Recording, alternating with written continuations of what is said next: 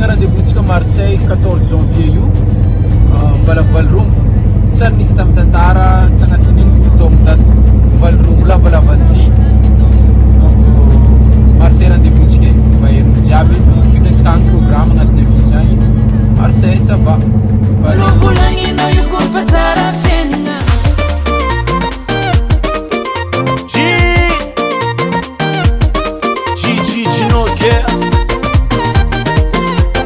La famille, rendez-vous Ticket à Marseille le 14 janvier 2023. Mialkamni, Dr. Love, George César.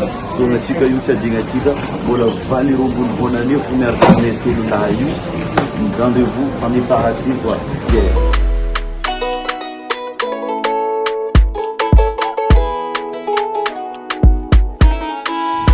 Salut.